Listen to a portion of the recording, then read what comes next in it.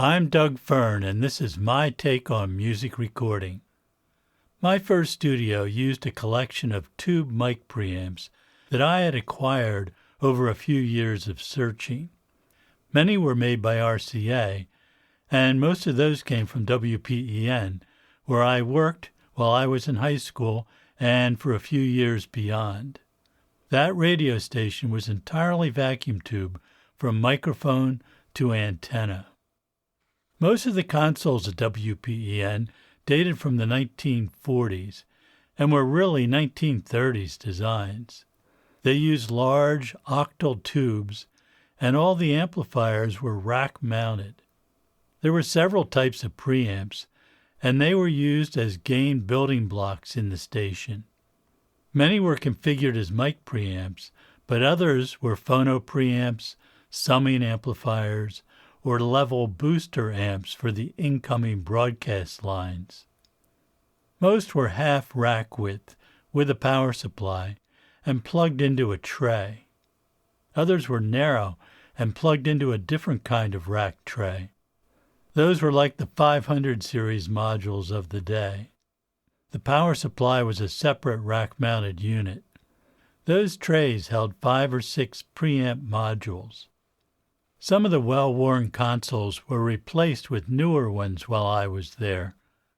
I really wanted to buy the old consoles, but the station chief engineer wanted to keep them for spare parts, since the station had several consoles of that model still in use.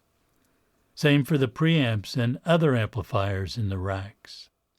One day, I did an inventory of all the preamps and told the chief engineer that we had 3 spare preamps for every preamp in use.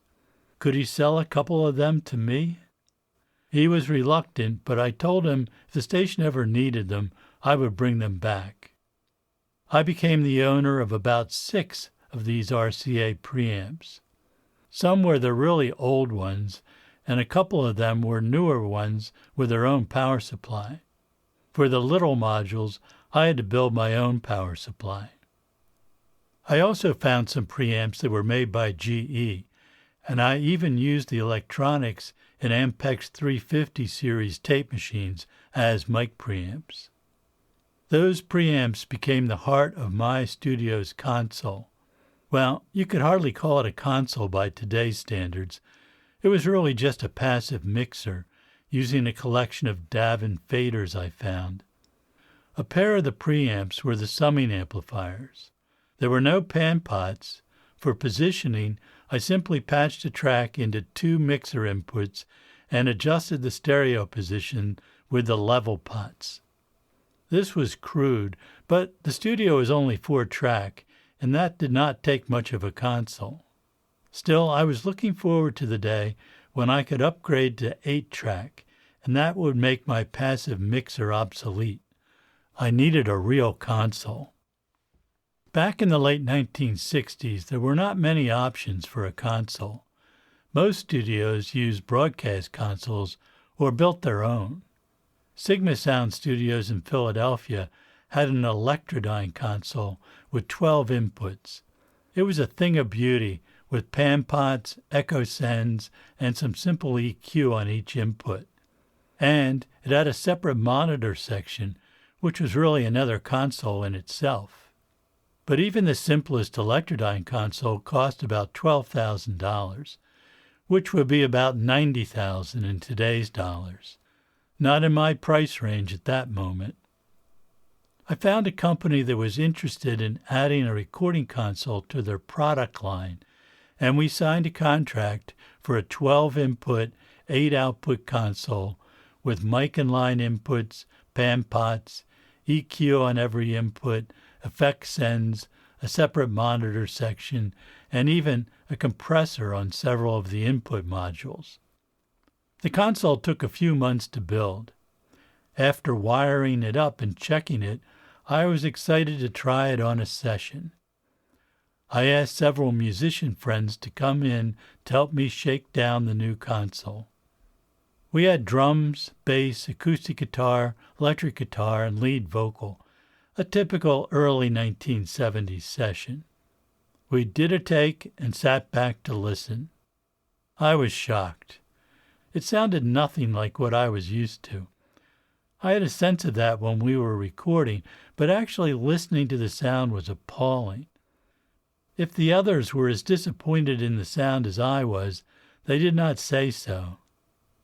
The next day, I ran some tests to measure the performance of the new console. Indeed, it met all the specifications. In fact, the measurements were a lot better than my previous mixer, quieter and with lower distortion. But it certainly did not sound better. I talked to the manufacturer about it and was told that I just wasn't accustomed to solid-state perfection after listening to tubes for so long. I was skeptical of that. I knew what real music sounded like, and this was not it. But I resigned myself to adjusting to this new perfection. With all the inputs, EQ, pan pots, etc., it was hard to resist the convenience and flexibility. It did give me a new creative tool to use in producing records, and it made my studio commercially viable.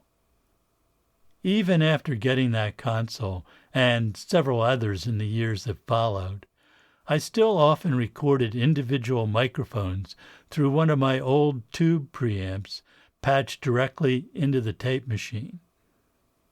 Since that day, nearly 50 years ago, I am still not convinced that solid state sounds all that good. The designs have gotten a lot better, and you cannot deny that most of our favorite records from the 1970s onward are recorded with solid-state equipment. But there is something magical about the way vacuum tubes handle music.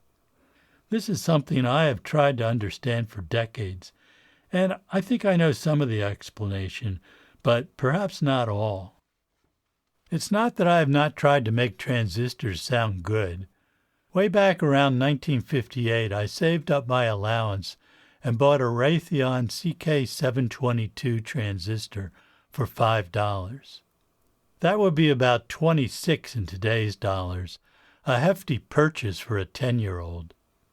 I used that CK722 in dozens of different experiments, as a radio receiver, an audio oscillator, an electronic switch, and as an audio amplifier. It was an amazing device, about the size of a USB-C connector and colored a beautiful blue. I used it for years in various circuits until eventually one of the wire leads broke off. But all the audio amplifiers I built were vacuum tube. Tubes were cheaper, and I was much more comfortable with that circuitry. Much later, I built solid-state mixers and even an entire console, but I could never get any of those things to sound good to my ear. Why is that? Well, to explain the differences that I think contribute to the sound, we have to understand a bit about how amplifiers work. This is not going to be overly technical. I'll make it as simple as possible. Those of you that understand the theory will not find this rigorous, but I'm trying to explain it to the non-technical listener. What is an amplifier anyway? It's simply a circuit that takes a small signal and makes it bigger, like a magnifying glass. The output of a microphone, for example, is very low in voltage, thousandths of a volt. We can't use that to drive a speaker or headphones. We need to boost the level, and boost it quite a lot. All amplifiers used in audio work on the principle of a small voltage controlling a much larger voltage. In the UK, they call vacuum tubes valves, and that term is quite a bit more descriptive of the function. A valve uses a knob or lever to adjust the amount of water flowing. The water in electronics is electrons, tiny, negatively charged subatomic particles. Electrons make our modern society possible, and they exist in everything.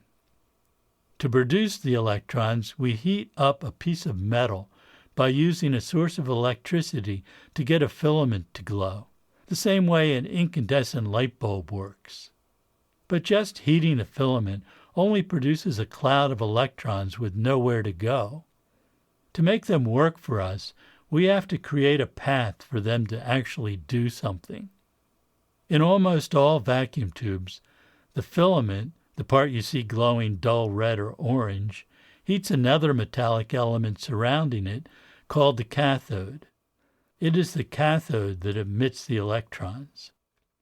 To get them to move, we need another metal piece inside the tube called the anode, which is more often called the plate. We put a relatively high positive voltage on the plate, and the electrons scramble across the space and into the plate. Congratulations, we now have a stream of electrons flowing through our vacuum tube. This is not particularly useful, but this simple configuration, called a diode, can be used to convert alternating current into direct current, in other words, a rectifier, or as a way to detect radio signals. But we want an amplifier, and the simple diode will not do that. But if we put another metallic element in the path between the cathode and plate, we can use that as a valve to control the number of electrons that get through. This is called the grid, which is descriptive because it's more like a fence or grid work. If it were solid, it would block most of the electrons, and that wouldn't be useful. It's still not an amplifier, but we're getting close. If we put a small voltage on the grid, it will influence how many electrons get through to the plate, and that suggests something beneficial can be done. If the grid has a varying voltage, say from a microphone, it can control the number of electrons flowing through the tube. This will vary the much larger voltage that we put on the plate of the tube, a small voltage controlling a much larger voltage. Now, instead of millivolts, we have an analog of our microphone signal that is many volts, and it tracks along exactly with a microphone voltage. It's an amplifier. Transistors work in a similar fashion, but there are some significant differences. A vacuum tube is a voltage amplifier. A changing voltage on the grid causes a much larger voltage change on the plate. But transistors are current amplifiers. As the current on the base, the transistor's equivalent of a grid, changes, the current on the collector, analogous to the plate in a tube, changes. That's really a minor distinction, since both are amplifiers, but it does have implications for audio. Transistors operate on low voltage, usually less than 48 volts, while vacuum tubes operate with much higher voltage, typically hundreds of volts. And because of these differences, transistors are intrinsically low impedance devices, while vacuum tubes are high impedance. So what does that have to do with how they sound? Theoretically, not much, but in the practical world of real circuits, those differences affect how the amplifier is implemented. For one example, most amplifier designs require capacitors in the signal path. We won't go into why, but they're necessary. The value of capacitor required depends on the impedance of the circuit. A high-impedance circuit needs small-value capacitors, while a low-impedance circuit requires much larger-value capacitors. Why is that an issue? Well, the quality of the capacitor has a significant effect on the sound, with some types of capacitors being very transparent-sounding and others not so much. The low-value capacitors in vacuum tube circuits are small, and we can use really high-quality, sonically transparent capacitors. Those same capacitors for a transistor circuit would be gigantic, much too large to be practical. What we have to use in transistor circuits are electrolytic capacitors, which have the property of a lot of capacitance in a small package. Problem solved. But what do electrolytic capacitors sound like when you put audio through them?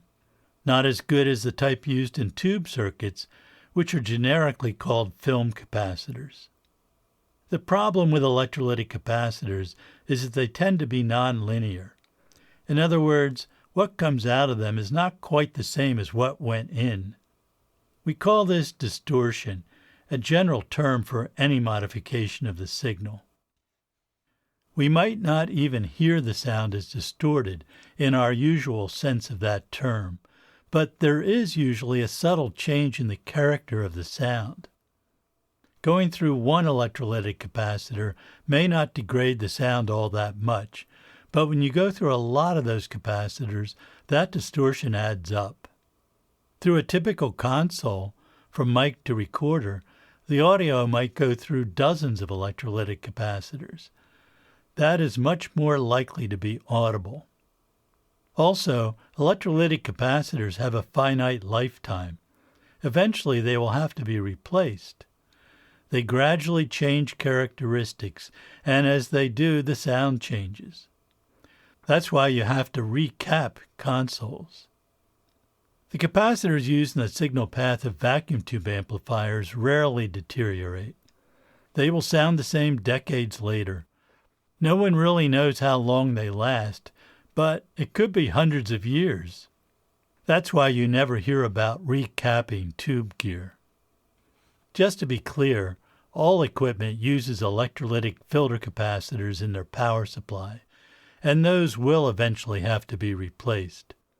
But aside from an increase in noise, power supply capacitors will not affect the sound in the same way they will when they're used in the signal path.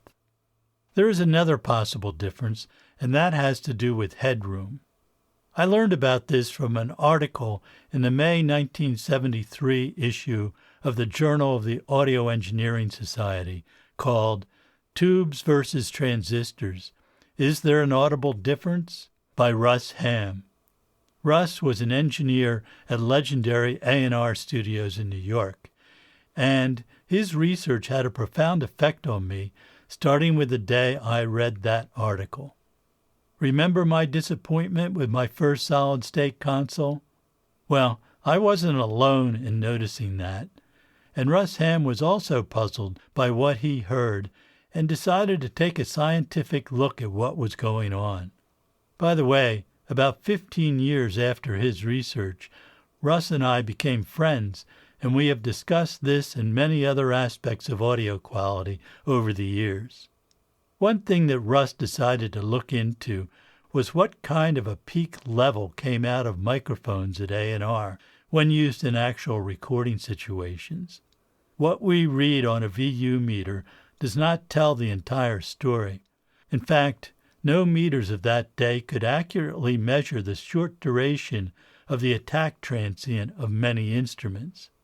But you could measure it with an oscilloscope, which responds instantly to the absolute peak level of a signal and displays it on a screen.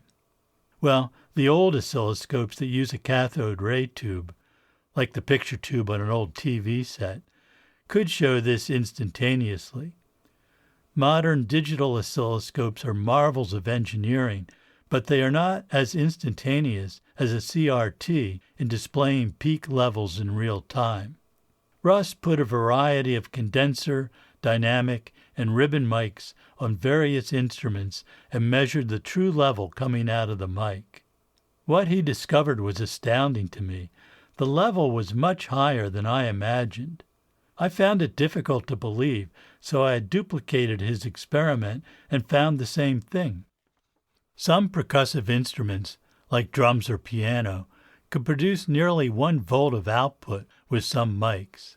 That was about 20 to 30 dB higher than what we assumed the level was, judging from a VU meter reading. When I tried the same experiment, I found even higher levels than Russ did. Maybe the players I was recording were hitting things harder, or I was miking closer, but whatever the reason, this totally changed my understanding of recording. How does this relate to tubes and transistors?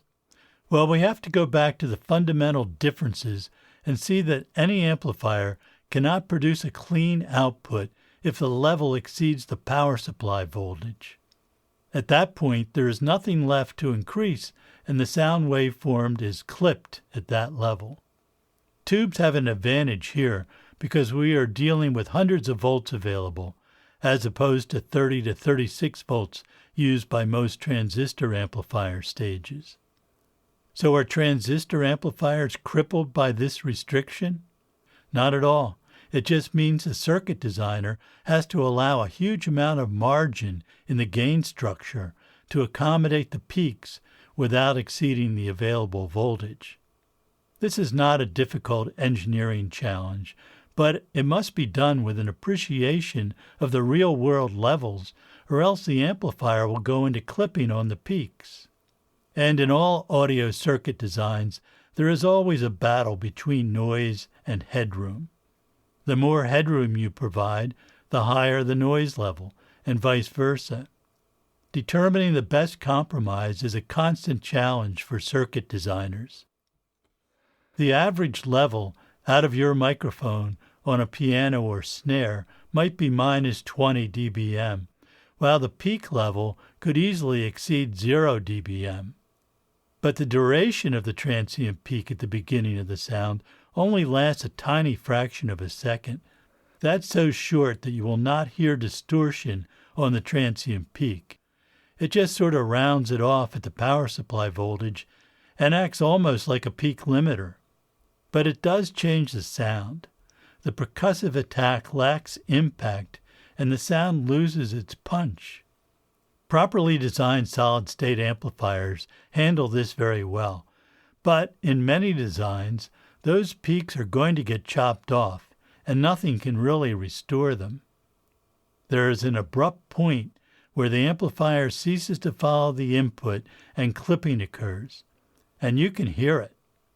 Tubes, on the other hand, have a couple of characteristics that mitigate this phenomenon. For one thing, theoretically, they have a much greater dynamic range because they have so much headroom. But there is another factor, and that is that the transition from perfect reproduction to the clipped state happens much more gracefully compared to the hard cutoff of the transistor. The onset of tube distortion is usually gradual, which makes it less audible. Even when the level does exceed the headroom, the output is much more acceptable to our ears. And this leads us into what is probably the biggest factor in the difference in the sound of tubes. But before we get into that, we have to first understand that there are several generic varieties of tubes based on how many elements are inside them. The tube I described earlier, with a cathode, grid, and plate, is called a triode, 3 elements. But you can make tubes with more than one grid, as many as 5 total. For example, those tubes are called tetrodes and pentodes for those with 2 and 3 grids. And each configuration has its advantages and disadvantages. Adding more grids allows the tube to have more gain in the same package, for one thing. That can reduce the number of tubes necessary to achieve the required gain, and that reduces the cost of the product. That's great for mass-produced consumer electronics, but do we really want to save a couple of dollars in the design of high-quality professional audio equipment? I don't think that trade-off is worth it, so I only use triode tubes in the products I design. Triodes are the simplest amplifying tubes, and, as a general rule, I like simple in my audio path. The less stuff you put the audio through, the better it sounds. And triodes have another interesting characteristic when it comes to distortion. When the tube begins to distort, because it can't keep up with the range of voltage being asked of it, the distortion products are predominantly even-order harmonics. Even-order harmonics are simply octaves of the original sound. Even-order harmonics are musical. In fact, most pleasant-sounding instruments produce mostly even-order harmonics or overtones. We like that sound. Triodes tend to emphasize a second harmonic when they begin to distort. That's an octave above the original sound. That adds fullness or musicality to the sound. It may not be a precise rendition of the original sound, but this slight modification is generally pleasing to our ears. Sounds below the onset of distortion are reproduced very accurately. And, as you may have guessed, transistors emphasize the odd-order harmonics, which are discordant, strident, and annoying to our ears.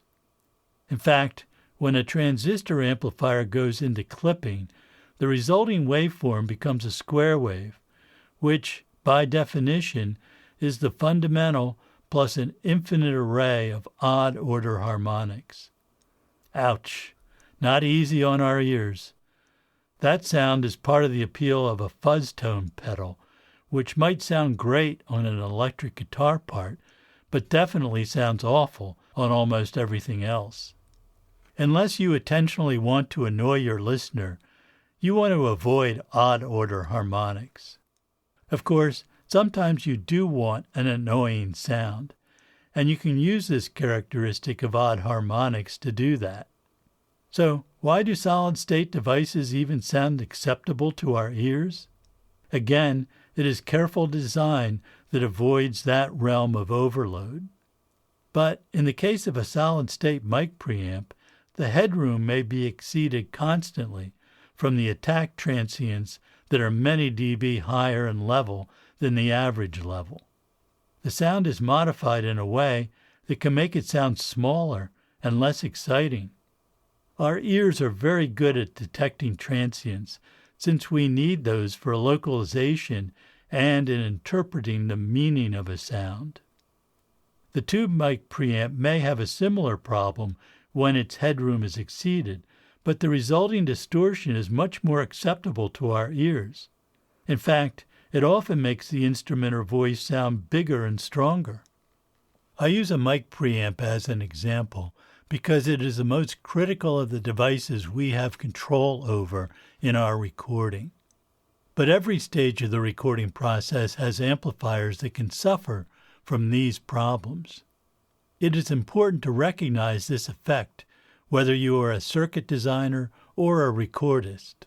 Some of these characteristics you have control over, and some you do not. There are other factors that may explain the differences between the sound of tubes and transistors, but these are the ones that I think are most significant. And that's why I design my products using tubes. They just sound better to me. A tube circuit can certainly sound bad if improperly designed. That's entirely possible, and you may have examples of that in your own experience. On the other hand, a guitar amplifier sounds good for its purpose.